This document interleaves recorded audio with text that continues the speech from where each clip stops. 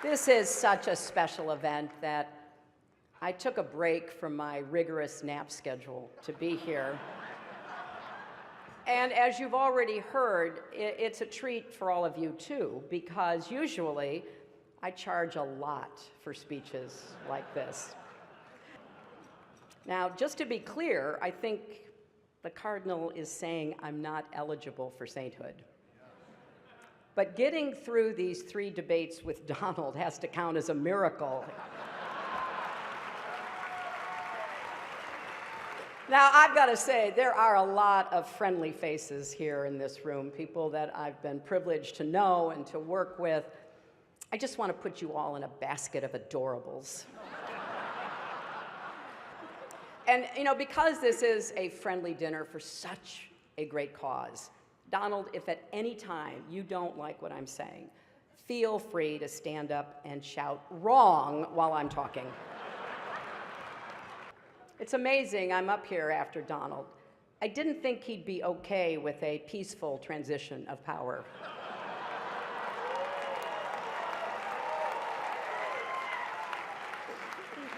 And Donald, after listening to your speech, I will also enjoy listening to Mike Pence deny that you ever gave it.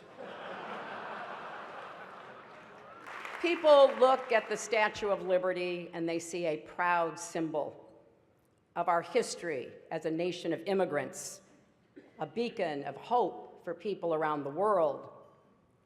Donald looks at the Statue of Liberty and sees a 4.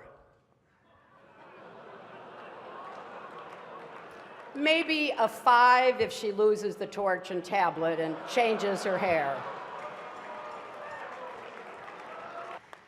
Now, you notice there is no teleprompter here tonight, which is probably smart because maybe you saw Donald dismantle his prompter the other day. And I get that. They're hard to keep up with, and I'm sure it's even harder when you're translating from the original Russian. It is great also to see Mayor Bloomberg here.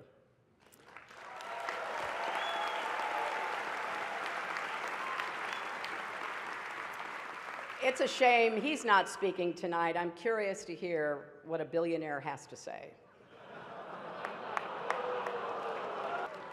And look else at the dais. We've got the Honorable Chuck Schumer, the Honorable Andrew Cuomo, the Honorable Mike Bloomberg, the Honorable Bill de Blasio, the Honorable David Dinkins, and so many other wonderful elected officials. And we have Rudy Giuliani. Now, many don't know this, but Rudy actually got his start as a prosecutor, going after wealthy New Yorkers who avoided paying taxes. But as the saying goes, if you can't beat him, go on Fox News and call him a genius. Donald wanted me drug tested before last night's debate. And look, I gotta tell you, I am so flattered that Donald thought I used some sort of performance enhancer. And looking back, I've had to listen to Donald for 3 full debates, and he says I don't have any stamina. That is 4.5 hours. I have now stood next to Donald Trump longer than any of his campaign managers. Now look, I have deep respect for people like Kellyanne Conway. She's working day and night for Donald, and because she's a contractor, he's probably not even going to pay her. And if Donald does win, it'll be awkward at the annual President's Day photo when all the former presidents gather at the White House, and not just with Bill. How is Barack going to get past the Muslim ban? Donald has issues, serious issues. Really, really serious issues. But speaking of health, Donald has been very concerned about mine.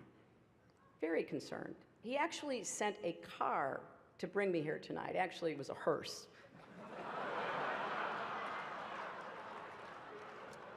But I kind of want to just put the information out there so everybody can draw their own conclusions and you can judge our relative health. We've each released our medical records. My blood pressure is 100 over 70. His is unbelievably great. My cholesterol is 189. His is presidential. My heart rate is 72 beats per minute. His is the most beats ever, or the least beats ever, whichever sounds best. But Donald really is as healthy as a horse. You know, the one Vladimir Putin rides around on. I've tried to inspire young people by showing them that with resilience and hard work, anything is possible, and you're doing the same. A third grade teacher told me that one of her students refused to turn in his homework because it was under audit. And here's another similarity. The Republican National Committee isn't spending a dime to help either one of us. Let's embrace the spirit of the evening. Let's come together, remember what unites us, and just rip on Ted Cruz.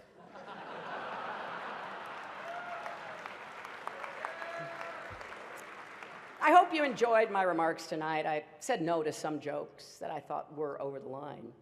But I suppose you can judge for yourself on WikiLeaks in the next few days.